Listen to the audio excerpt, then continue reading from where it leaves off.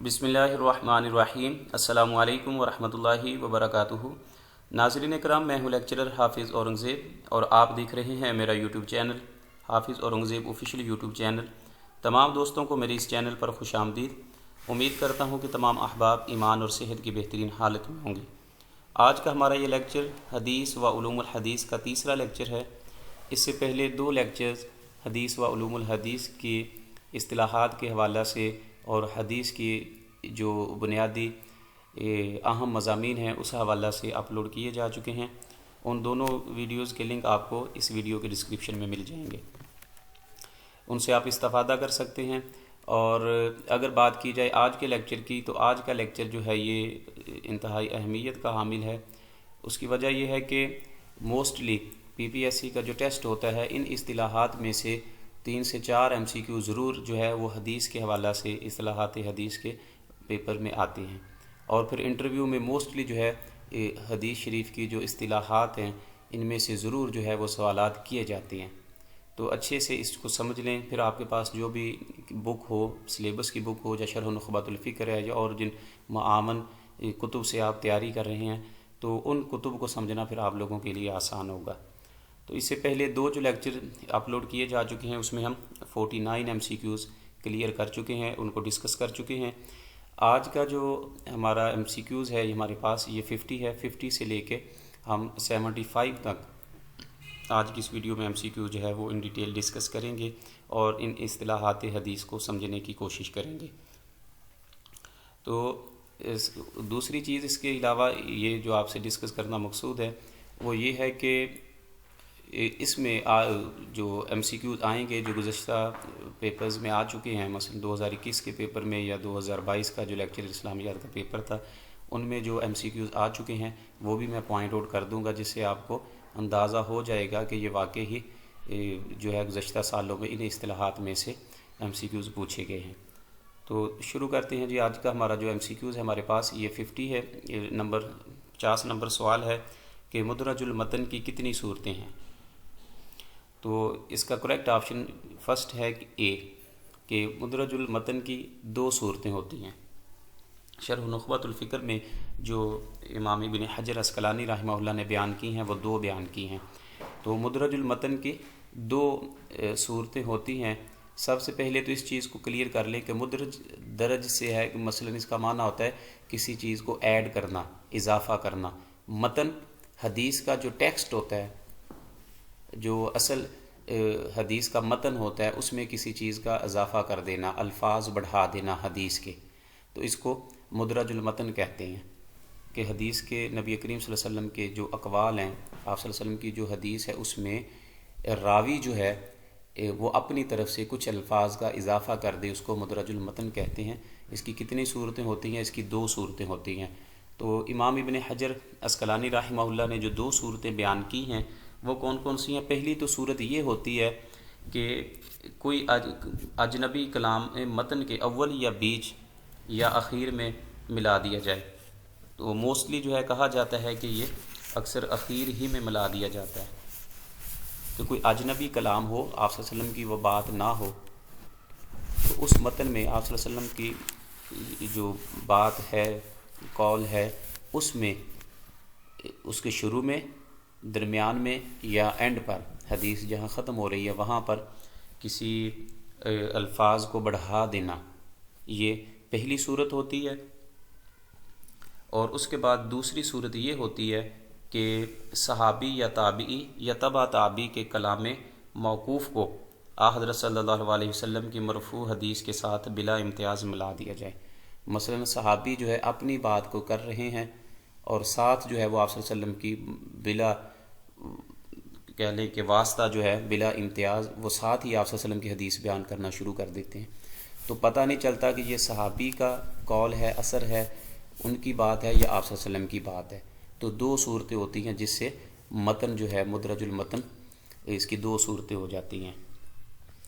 جہاں تو کوئی کلام لایا جائے گا یا پھر صحابی جو ہے وہ اپنی بات کے ساتھ یا نبی کریم صلی اللہ علیہ وسلم کی بات ذکر کر دے گا، تو پھر پتہ نہیں چلتا، تو اس لیے یہ اس کو کہتے ہیں مدرج المتن۔ تو 2 صورتیں اس کی جو ہیں وہ بیان کی گئی ہیں۔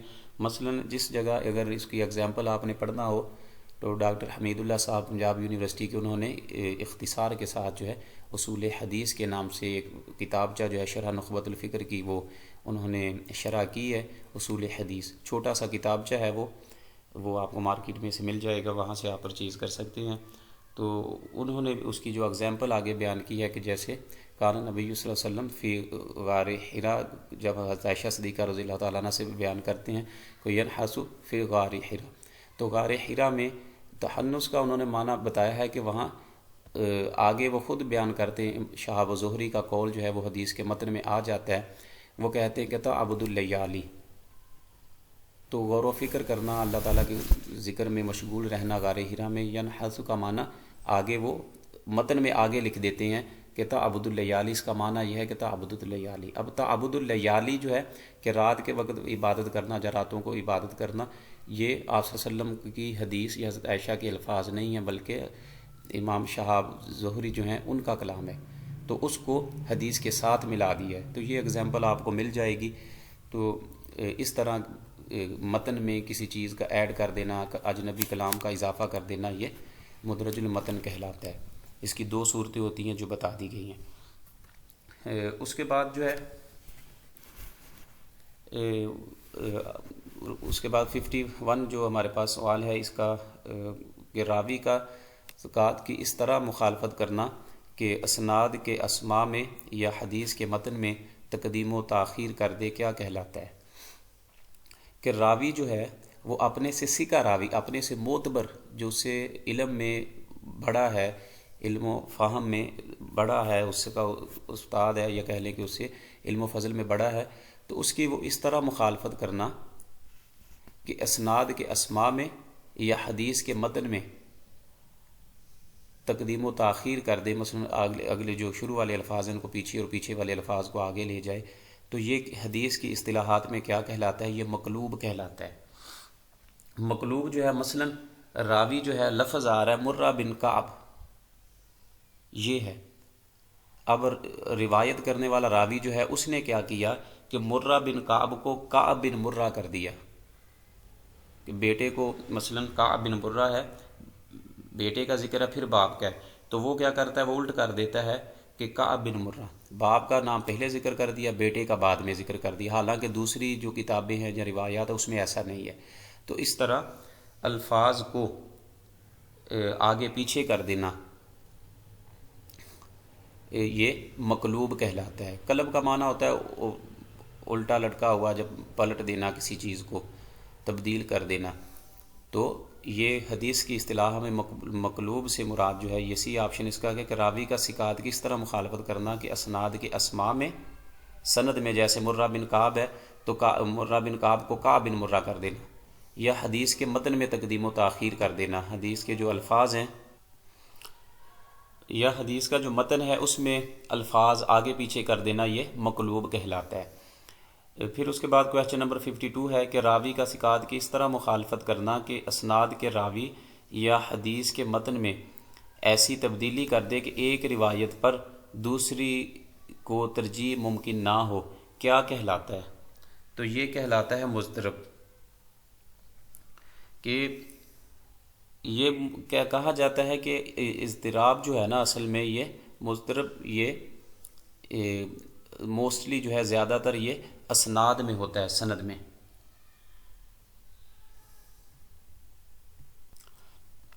مراد جو ہے اس سے کہ ایک روایت کو دوسری کے ساتھ ایسے گڑمڑ کر دینا کہ پتہ نہ چلنا، مثلا راوی ایک حدیث کے ہیں، ان راویوں کو دوسری حدیث کے راویوں سے ملا دینا اور ادھر کے ادھر کر دینا، اس طرح کا جو کام ہے بس اضطراب پیدا ہو جائے، اس جو ہے اس کو مضطرب کہا جاتا ہے۔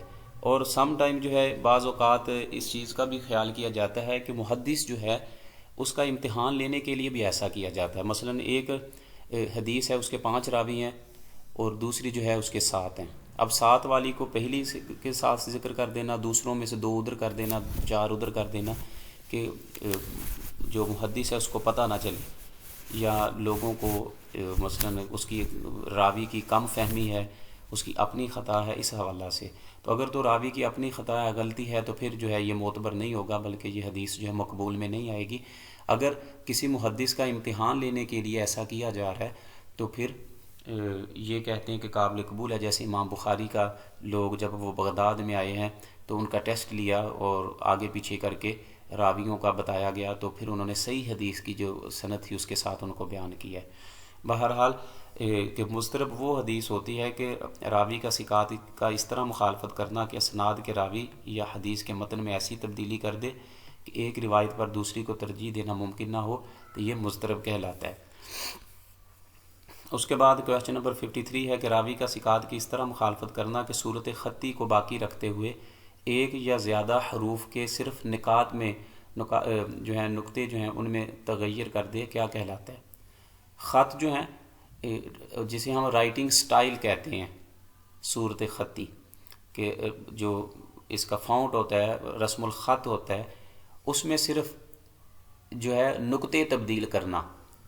نقطے مثلا ایک لکھا ہوا ہے، مثلا لفظ ہے شریح، شین را یا اور ہا، شریح ہے تو اس کو صریح پڑھنا،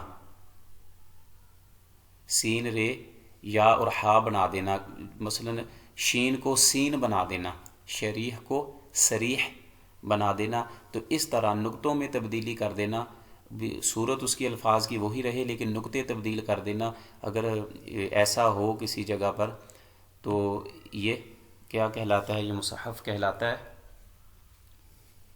ایک ہوتا ہے مصحف، ایک ہوتا ہے مصحف، تو اس کو مصحف پڑھتے ہیں کہ اگر الفاظ حروف جو لکھے گئے ہیں حروف ویسے کے ویسے رہیں، صرف نقطے تبدیل کر دیے جائیں تو یہ چیز جو ہے یہ مصحف کہلاتی ہے۔ بی آپشن اس کا کریکٹ ہوگا، جیسے بتا دیا کہ شریح کو صریح پڑھنا۔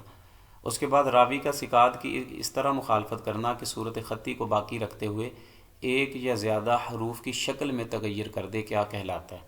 کہ رسم الخط جو ہے وہ وہی رہے لیکن اس کے حروف جو ہیں وہ بدل دیے جائیں، تو اس کو جو ہے کیا کہتے ہیں؟ تو یہ کہلاتا ہے محرف۔ نقطے نہیں بدلے بلکہ حروف چینج کیے ہیں، تو حروف کو چینج کرنا، جیسے حفظ ہے لفظ تو اس کو جعفر بنا دینا۔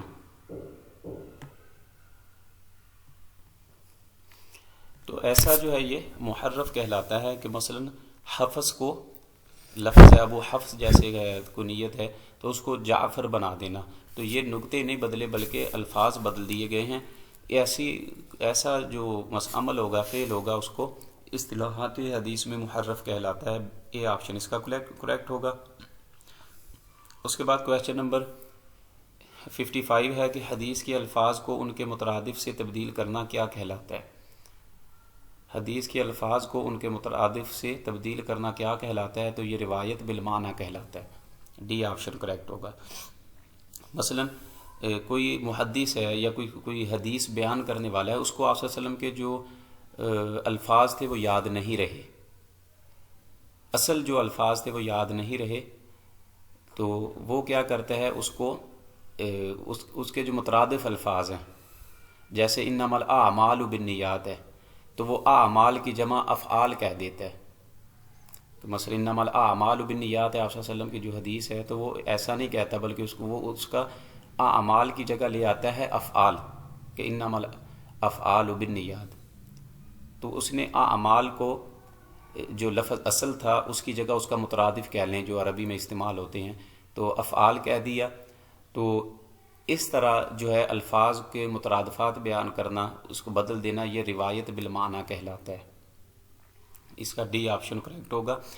اور یہ ایسی جو روایت بالمعنی ہے، کہا جاتا ہے کہ اگر تو کسی کو ایگزیکٹ الفاظ حدیث کے محدث کو کسی کو یاد ہیں تو وہ ایگزیکٹ وہی حدیث الفاظ جو ہے وہ بیان کرے، ادروائز اس کو اس کے جو بیان کرنا ہے دوسرے الفاظ، اس کے مرادفات جو ہیں وہ بیان کرنا اس کے لیے صحیح نہیں ہے۔ اگر اس کو ہولڈ ہے، اگر وہ بھول گیا ہے، اس کو اصل الفاظ یاد نہیں ہیں، تو حدیث کو وہ گڑبڑ نہیں کر سکتا، لیکن اس کا ہولڈ ہے کہ وہ مترادفات سے ہی بیان کر سکتا ہے، تو پھر اس کو چاہیے کہ وہ یہ کم از کم جو ہے وہ اس کا خیال کرتے ہوئے وہ بیان کر سکتا ہے۔ محدثین کے ہاں اس میں 2 آراء یا 3 آراء پائی جاتی ہیں۔ بہرحال حدیث کے الفاظ کو ان کے مترادفات سے تبدیل کرنا یہ روایت بالمعنی کہلاتا ہے۔ ڈی آپشن اس کا کریکٹ ہوگا۔ اس کے بعد راوی کا مجہول ہونا کتنی طرح سے ہوتا ہے، تو اس کی جو 3 طرح سے راوی جو ہے اس کا مجہول ہونا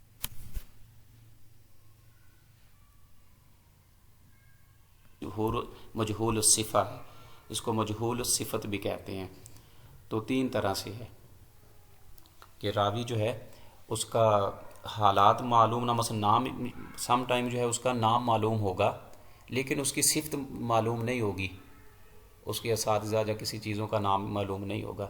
یا ایسا ہوگا کہ ایک ہی شخص ہے، اس کا لقب بھی جو ہے وہ مثلا مشہور ہے، نام مشہور نہیں ہے۔ یا پھر ایسا ہوگا کہ نام مشہور ہوگا اور بھی اس کے 5-7 نام ہوں گے۔ تو اگر محدث اس سے واقف نہیں ہے، تو اس کی صفت سے واقف نہیں ہے، اس کے حال سے واقف نہیں ہے کہ وہ کیا تھا کیسا تھا، تو یہ چیزیں جو ہے وہ حدیث میں کمی پیدا کرتی ہیں، کمزوری پیدا کرتی ہیں۔ تو جو چیزیں راوی کا مجہول الحال ہونا، راوی جو ہے اس کے حالات کا پتہ نہ ہونا، یہ بھی حدیث میں کمزوری کا باعث ہے۔ تو مثلا کہہ دیا جائے کہ اخبرنی فلان او شیخ، یا اخبرنی رجل او بعضهم او ابن فلان، اس طرح کہہ دینا کہ فلاں نے میرے سے ذکر کیا، فلاں نے مجھ سے، اخبرنی شیخ، مجھے ایک شیخ نے خبر دی، یا اخبرنی فلان، مجھے فلاں نے خبر دی۔ تو ایسا کہنا جو ہے یہ مجہول الحال ہے، راوی جو ہے مبہم ہو رہا ہے اس میں۔ تو اس طرح اگر حدیث کے مثلا الفاظ آ جائیں، مثلا راوی جو ہے اس کا صریحاً نام ذکر نہ کیا جائے، تو پھر اس کو کہتے ہیں کہ راوی کا مجہول الحال ہونا۔ تو یہ اس کی کتنی صورتیں ہوتی ہیں؟ 3 ہوتی ہیں جو ذکر کی گئی ہیں، تو اس کا بھی آپشن جو ہے یہ کریکٹ ہوگا۔ آگے ہے کہ اگلا جو کویسچن ہے کہ ایسی حدیث کو کیا کہتے ہیں کہ جس کے راوی میں بدعت پائے جانے کا تعان ہو، کہ ایسا راوی جس میں بدعت کا کہہ لیں کہ تعان معلوم ہو، اس پر یہ الزام ہو کہ یہ اس میں بدعت پائی جاتی ہے، تو یہ وہ کیا کہلاتا ہے؟ مبتدی کہلاتا ہے۔ بی آپشن اس کا کریکٹ ہوگا۔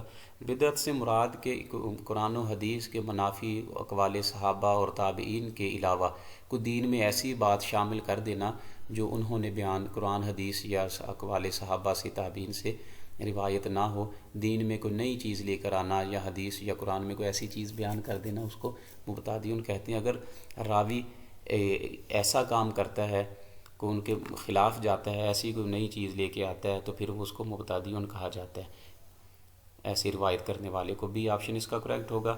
آگے پھر کہا جا رہا ہے کہ بدعت کی 2 قسمیں ہوتی ہیں، ایک وہ بدعت کے جو مستلزم کفر ہو، اور دوسری بدعت کون سی ہوتی ہے؟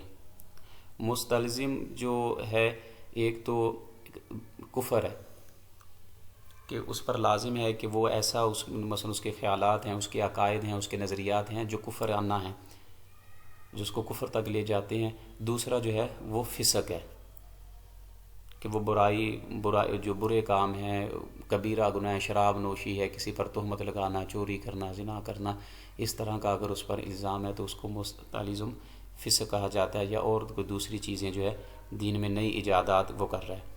تو اس کا ڈی آپشن کریکٹ ہوگا۔ اور اس کے بعد 59 نمبر کا کویسچن ہے کہ راوی کا بد حافظہ ہونا ایک طعن ہے۔ یہ ایک مثلا کہہ لیں کہ طعن پہلے بتایا تھا آپ کو کہ نیزہ مارنے کو کہتے ہیں، عیب لگانا، کہ راوی کا بد حافظہ ہونا ایک عیب ہے، کہ راوی میں بد حافظہ ہونے کا ایک عیب پایا جاتا ہے۔ بد حافظہ اس شخص کو کہا جاتا ہے کہ جس کے ثواب کا پایا خطا پر غالب نہ رہے۔ ایک ثواب ہوتا ہے سواد کے ساتھ، سواد کے ساتھ جو ہے یہ درست کو معنی میں استعمال ہوتا ہے، اور اگر 3 نقطوں والوں سے ہمارے ہاں جو اردو میں استعمال ہوتا ہے، 3 نقطوں کے ساتھ وہ ثواب اور ہے، دوسرا جو نیکی کے معنوں میں استعمال ہوتا ہے۔ تو ثواب کا معنی درست ہے، اور یہ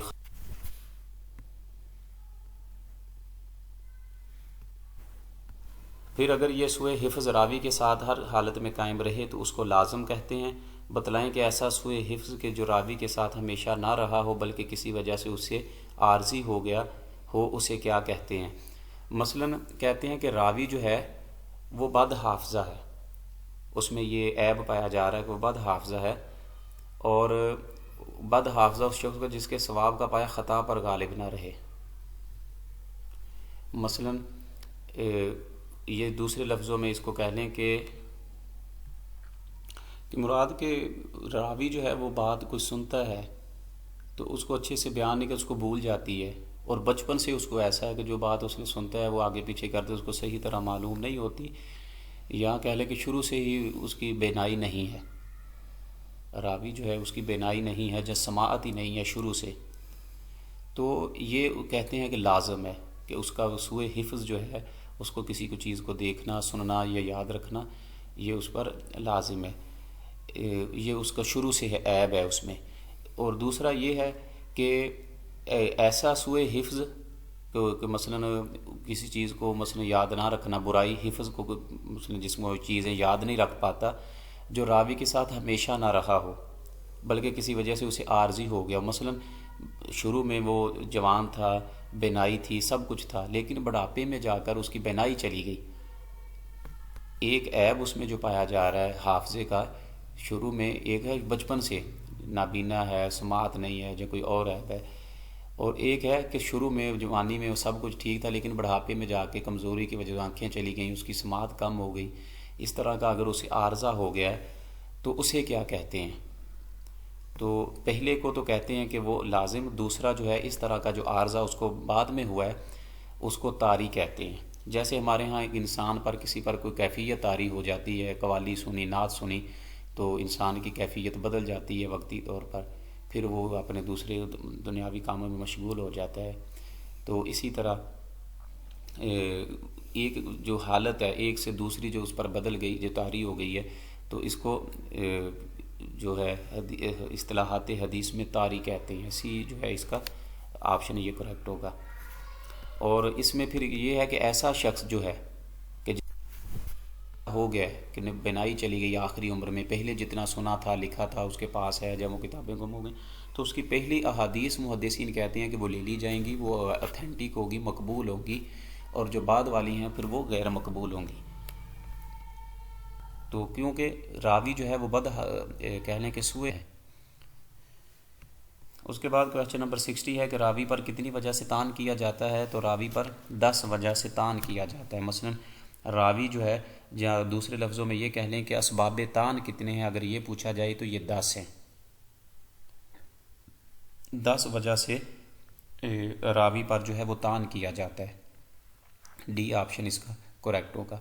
10 عیب جو محدثین نے بیان کیے ہیں اگر راوی میں وہ پائے جائیں تو پھر اس کو کہا جاتا ہے کہ یہ حدیث موضوع ہے۔ یہ جو ہم پڑھ رہے ہیں، پچھلے جو لیکچر ہوگا دوسرا اور دوسرا لیکچر، اس میں یہ چیزیں مل جائیں گی، پہلے دوسرے میں۔ موضوع حدیث جو ہے وہ بھی ایک اسی وجہ سے ہے کہ راوی میں کذب کا پایا جا رہا ہے پہلو۔ پھر اس کے بعد جو ہے موضوع ہے، متروک ہے، منکر کی 3 اقسام جو بیان کی گئی ہیں وہ اس میں شامل ہیں، ٹھیک ہے۔ اس طرح جو احادیث کی جو اقسام ہیں کہ 10 عیب اگر راوی میں پائے جائیں تو اس کی حدیث جو ہے وہ غیر مقبول ہوگی، وہ رد ہوگی، اس میں منکر بھی آ جاتی ہیں، شاذ بھی آ جاتی ہیں، اور اس کے ساتھ ساتھ جو متروک ہے، موضوع حدیث ہے، یہ ساری اس میں پائی جاتی ہیں۔ تو راوی پر طعن کتنی وجہوں سے کیا جاتا ہے؟ یہ 10، اس کا آپشن کریکٹ ہوگا۔ پھر آگے بتایا جا رہا ہے کہ راوی پر عدالت سے متعلق کتنی وجہ سے طعن کیا جاتا ہے، کہ راوی جو ہے وہ عادل ہے، سچا ہے، یا مثلا اس حوالہ سے اس پر جو طعن کیا جاتا ہے، عیب لگایا جاتا ہے، وہ 5 ہیں۔ اور راوی پر ضبط کا معنی ہوتا ہے کسی چیز کو لکھ لینا، مثلا جو سنا ہوا ہے اس کو یاد کر لینا۔ 2 طرح سے ہوتا ہے، یا تو لکھا ہوا ہو، محفوظ کر لیا ہو۔ ضبط کا معنی محفوظ کرنا ہی ہے، جیسے ہم کہتے ہیں کہ اپنے غصے پر کنٹرول کرو، ضبط کرو جو ہے، تو یا تو اس نے حدیث لکھ کر اپنے پاس رکھی ہو، یہ بھی ضبط ہے، کتابت میں آ جائے گی، یا پھر اس نے سن کر اس کو اسی طرح ہو بہو یاد کیا ہوا ہو، یہ ضبط ہے۔ تو راوی پر ضبط سے متعلق کتنی وجہ سے طعن کیا جاتا ہے؟ یہ بھی 5 ہیں۔ تو ٹوٹل 5 جو ہیں، عدالت سے متعلق 5 اور ضبط سے متعلق 5، ٹوٹل دونوں ملا کر 10 ہو جاتی ہیں۔ تو راوی پر 10 وجہ سے طعن کیا جاتا ہے۔ اسباب طعن جو ہیں عدالت سے جو ہے، سب سے پہلا جو ہے کہ راوی جو ہے وہ کذب، جھوٹ بولنے والا ہو، اپنی طرف سے جھوٹ بناتا ہو، اور لوگ کو پتہ ہو کہ یہ جھوٹ بولتا ہے اور اپنی طرف سے جھوٹ بناتا ہے، جھوٹی باتیں گڑتا ہے، پھر اس کے بعد تہمت کذب، لوگوں نے اس پر تہمت لگائی ہو، اس کے چال چلن ایسا ہو جس سے پتہ چلتا ہو کہ یہ جھوٹ ہے، اس پر تہمت کی کذب ہو۔ پھر اس کے بعد جو ہے تیسرا اس میں آئے گا فسق، کہ اس کا فاسق ہونا، مثلا وہ کبیرہ گناہ جو ہے وہ دھڑلے سے کرتا ہے، لوگوں کے سامنے کا چوری کرتا ہے، زنا کرتا ہے، شراب نوشی کرتا ہے، لوگوں پر تہمت لگاتا ہے، ماں والدین کی نافرمانی کرتا ہے، کبیرہ گناہ جو ہے وہ کرتا ہے۔ جہالت ہے، اور اس کے بعد جو ہے بدعت، اس کا بدعتی ہونا، جیسے دین میں نئی نئی ایجادات کرتا ہے، اسلام کے مخالف جو ہے متواتر جو احادیث ہیں، جو قرآن و حدیث کی جو نصوص ہیں اس کے مخالف چلتا ہے، نئی نئی چیزیں دین میں شامل کرتا ہے، ایڈ کرتا ہے، اس کا بدعتی ہونا۔ یہ عدالت سے متعلق ہے۔ اور پھر ضبط سے متعلق جو 5 اس میں عیب پائے جاتے ہیں وہ کون سے ہیں؟ فحش، غلط، بڑی بڑی غلطیاں کرنا، اور کثرت غفلت، غفلت کا مظاہرہ کرنا، جو چیز سنی ہوئی ہے پتہ ہی نہیں کیا بیان کرنا ہے، کیسے ہے۔ اس کے بعد ہے وہم، کہ یہ بات کہی تھی یا فلاں کہا تھا، ایسے کہا تھا یا فلاں کہا تھا، اس کو پتہ ہی نہیں چل رہا، اضطراب کا شکار ہے۔ اور مخالفت ثقات، اپنے سے بڑے جو علماء محدثین ہیں، راوی ہیں، جو اتھینٹک ہیں، معتبر ہیں، ان کی مخالفت کرنا۔ اور آخری جو ہے 5واں یہ سوء حفظ، کہ حافظے کی جو ہے وہ کہہ لیں کہ بیماری اس کو ہو، جو چیزیں سنتا ہے وہ یاد نہیں رکھ پاتا۔ تو یہ عیب ہیں اس میں جو 10 پائے جاتے ہیں، 5 ضبط کے لحاظ سے، 5 عدالت کے اعتبار سے۔ پھر اس کے بعد کویسچن نمبر 63 ہے کہ ایسی حدیث کو کیا کہا جاتا ہے کہ جس کی اسناد حضور اکرم صلی اللہ علیہ وسلم پر منتہی ہوں اور اس کا تلفظ مقتدی ہو کہ اسناد سے جو منقول ہے وہ صریحاً یا حکماً آپ صلی اللہ علیہ وسلم کی تقریر ہے۔ اس کو اے آپشن اس کا کریکٹ ہوگا، مرفوع کہتے ہیں۔ مثلا اس کو سمجھ لیں کہ مراد اس سے کیا ہے، مراد اس سے یہ ہے، یا یہ کہہ لیں کہ اب وہ احادیث کی ایک ٹاپک ختم ہو گیا ہے اسباب تان کا، کہ اگر راوی میں 10 عیب پائے جائیں تو اس کی حدیث جو ہے وہ متروک ہوگی، موضوع ہوگی، منکر ہوگی، شاذ ہوگی۔ تو وہ تھی خبر مردود کی اقسام، جو اس میں راوی میں جو 10 اسباب پائے جا رہے تھے۔ اب آ رہا ہے کہ اگر حدیث جو ہے اس کی سند شروع سے لے کے آخر تک صحابی تک جاتی ہے، اور صحابی یہ کہتا ہے، مثلا سارے جتنے بھی راوی ہیں وہ اتھینٹک ہیں، صحیح ہیں، اور وہ حدیث شروع سے لے کر متصل ہے، اینڈ تک صحابی تک جاتی ہے، صحابی پھر یہ کہتا ہے کہ یہ نبی کریم صلی اللہ علیہ وسلم نے ایسے فرمایا، سمعت عن النبی صلی اللہ علیہ وسلم، قال النبی صلی اللہ علیہ وسلم، رأیت نبی صلی اللہ علیہ وسلم، میں نے نبی کریم صلی اللہ علیہ وسلم کو دیکھا، میں نے نبی کریم صلی اللہ علیہ وسلم سے سنا، نبی کریم صلی اللہ علیہ وسلم نے یہ فرمایا۔ صحابی یہ کہہ رہا ہے، اس کی سند جو ہے شروع سے لے کے اینڈ تک صحابی تک گئی، اور صحابی آگے سے یہ کہتا ہے کہ اس کا یہ نبی کریم صلی اللہ علیہ وسلم نے ایسا کہا۔ تو اس سے پھر کیا کہا جاتا ہے؟ یہ اے آپشن ہے، اس کو مرفوع کہا جاتا ہے۔ یہ جو آ رہی ہیں اب 63 سے، یہ اسناد کے اعتبار سے حدیث کی اقسام ہے، کہ مرفوع جو ہے اگر سند شروع سے لے کے اینڈ تک صحابی تک جائے، اور صحابی یہ کہے کہ یہ آپ صلی اللہ علیہ وسلم کا فرمان میں نے آپ صلی اللہ علیہ وسلم کرتے سنا، آپ صلی اللہ علیہ وسلم نے یہ کہا، کہ اس کی سند جو ہے شروع سے لے کے صحابی تک گئی، صحابی جو ہے اس کی نسبت اس قول کہ آپ صلی اللہ علیہ وسلم کی طرف کر دے، اس اسناد حضور اکرم صلی اللہ علیہ وسلم پر منتہا ہو، اور اس کا تلفظ اس کی اسناد سے جو کچھ منقول ہے وہ صریحاً یا حکماً آپ صلی اللہ علیہ وسلم کی تقریر یا قول ہے، تو یہ مرفوع کہلاتا ہے۔ رفع کا معنی ہوتا ہے، مرفوع کا معنی بلند کیا ہوا۔ مراد اس سے یہ ہے کہ اس کی سند جو ہے بلند ہے، بلندی سے مراد آپ صلی اللہ علیہ وسلم کی طرف گئی ہے، اور آپ صلی اللہ علیہ وسلم پر اس کی جا کر انتہا ہو رہی ہے، یہ مرفوع ہے۔ اور اگر پہلے ہم پڑھ چکے ہیں کہ اگر ایسا ہو کہ نبی کریم صلی اللہ علیہ وسلم کہیں کہ اللہ رب العزت نے فرمایا، الفاظ آپ صلی اللہ علیہ وسلم کے ہوں، اور حضور اکرم صلی اللہ علیہ وسلم کہیں کہ اللہ تعالیٰ نے ایسے فرمایا کہ اے ابن آدم فلاں کر، یا اس چیز ابن آدم، تو یہ پھر ہوگا کہ آپ صلی اللہ علیہ وسلم نے اس کی جو نسبت ہے اللہ تعالیٰ کی طرف کی، اسے حدیث قدسی کہتے ہیں، اور اگر اس کی سند آپ صلی اللہ علیہ وسلم پر تک رک جائے تو پھر وہ حدیث مرفوع ہوتی ہے۔ اس کے بعد اگر ایسی حدیث ہو، یا اس کو ایسی حدیث کو کیا کہا جاتا ہے جس کی اسناد کسی صحابی پر منتہی ہو، اور اس کا تلفظ مقتضی ہو کہ اسناد سے جو منقول ہے وہ صحابی کا قول، فعل یا تقریر ہے، تو یہ موقوف کہلاتی ہے، رکا ہوا۔ کہ مثلا اس میں یہ نہ ہو کہ صحابی نے کہا، مسئلہ سوری کہ اس میں یہ نہ ہو کہ نبی کریم صلی اللہ علیہ وسلم نے فرمایا، بلکہ تابعی یہ بیان کر دے، اس کی سند گئی ہے اور کہے کہ یہ حضرت عبداللہ ابن عباس نے یہ کہا ہے، حضرت عمر فاروق رضی اللہ تعالیٰ عنہ نے یہ فرمایا، یا حضرت عمر فاروق رضی اللہ تعالیٰ عنہ اپنی کوئی بات بیان کریں جس کو راوی نے لکھا ہوا ہے، حضرت ابوبکر صدیق کوئی بات بیان کرے، جیسے اقوال ہوتے ہیں حضرت علی رضی اللہ تعالیٰ عنہ نے یہ فرمایا، حضرت ابوبکر صدیق نے یہ فرمایا، اور حضرت ابوبکر صدیق کی بات ہو، حضرت عمر فاروق کی، صحابہ کی اگر وہ بات ہو اور وہیں سند ختم ہو جائے، آپ صلی اللہ علیہ وسلم کی طرف صحابی آگے نسبت نہ کرے، تو اس کو پھر بی آپشن یہ موقوف کہلاتا ہے کہ سند جو ہے وہ صحابی پر جا کر رک گئی ہے، صحابی آگے نسبت نہیں کر رہے نبی صلی اللہ علیہ وسلم، بلکہ وہ صحابی کی بات ہے یا ان کا کوئی قول یا فعل ہے۔ اس کو موقوف کو جو ہے دوسرے لفظوں میں اثر بھی کہتے ہیں، تابعی کا قول ہو یا صحابی کا قول ہو تو دوسرے لفظوں میں جسے ہم آثار کہتے ہیں نا یا اثر کہتے ہیں، موقوف کو دوسرے لفظوں میں جو ہے اثر بھی کہتے ہیں، اور اثر جو ہے یہ صحابی کا قول ہوتا ہے یا تابعی کا قول ہوتا ہے۔ اس کے بعد کویسچن نمبر 65 ہے کہ حدیث تقریری سے کیا مراد ہے؟ تو اس کا ڈی آپشن کریکٹ ہے کہ وہ کام کہ جو حضور اکرم صلی اللہ علیہ وسلم کے سامنے کیے گئے ہوں یا آپ صلی اللہ علیہ وسلم کے علم میں لائے گئے ہوں لیکن آپ نے ان سے منع نہ فرمایا ہو۔ مثلا کسی صحابی نے آپ صلی اللہ علیہ وسلم کے سامنے کوئی کام کیا اور آپ صلی اللہ علیہ وسلم نے ان کو منع نہ فرمایا ہو، تو یہ بھی چیز جو ہے یہ حدیث میں آتی ہے اور اسے حدیث تقریری کہتے ہیں۔ بہت سے اسٹوڈنٹس اس میں مسٹیک کرتے ہیں کہ تقریر سے مراد یہی ہے کہ جیسے ہمارے ہاں علماء تقریر کرتے ہیں تو یہی ہے، تو ادھر حدیث میں ایسا نہیں ہے۔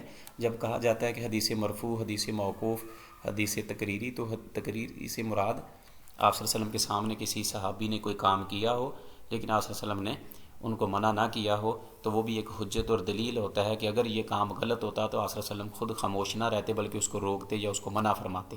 آپ صلی اللہ علیہ وسلم نے اس کو منع نہیں کیا، اس کو جاری رہنے دیا، اس کو ٹوکا نہیں، تو مطلب یہ ہے کہ صحابی کا وہ فعل جو ہے وہ حجت ہے، وہ بھی حدیث میں ہی شامل کیا جاتا ہے جب مانا جاتا ہے۔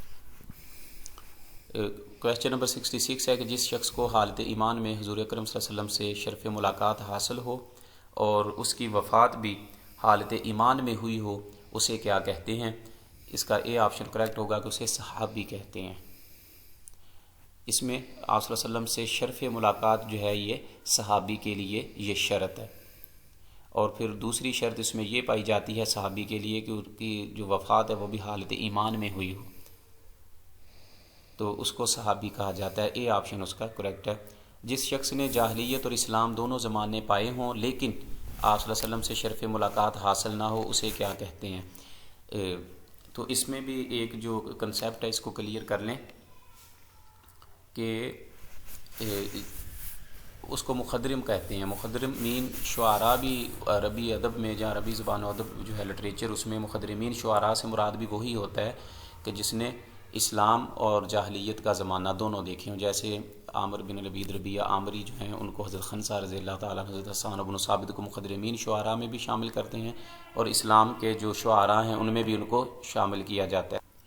اور لیکن اصطلاحات حدیث میں ایسا نہیں ہے، بلکہ مخدرم سے مراد حدیث کی اصطلاح میں وہ ہے کہ وہ شخص جس نے اسلام تو قبول کر لیا ہو، آپ صلی اللہ علیہ وسلم کے جاہلیت کا زمانہ دیکھا، اسلام کا بھی دیکھا، لیکن آپ صلی اللہ علیہ وسلم سے اسے شرف ملاقات نہ ہوئی ہو۔ صحابی کو تو اس نے دیکھ لیا، کچھ علماء کہتے ہیں کہ وہ صحابی میں آئے گا، لیکن کچھ کہتے ہیں کہ وہ صحابی نہیں میں اس کا شمار نہیں ہوگا کیونکہ اس نے آپ صلی اللہ علیہ وسلم کو دیکھا نہیں ہے۔ مثلا خطبہ حجۃ الوداع ہوا ہے، لوگ قافلے یا مسلمان نکلے کسی جنگ کے لیے، وہاں لوگوں کو دعوت دی، وہاں لوگوں نے اسلام قبول کر لیا، لیکن وہ ساری زندگی آپ صلی اللہ علیہ وسلم سے ملاقات نہ کر پائے، لیکن زمانہ آپ صلی اللہ علیہ وسلم کا ہی تھا، تو ان ایسے لوگ جو تھے ان کو مخدرم کہا جاتا ہے اصطلاحات حدیث میں۔ صحابی کیوں؟ اگر وہ آپ صلی اللہ علیہ وسلم کو دیکھ لیتے، آپ صلی اللہ علیہ وسلم کی زیارت کرتے، تو پھر وہ مخدرم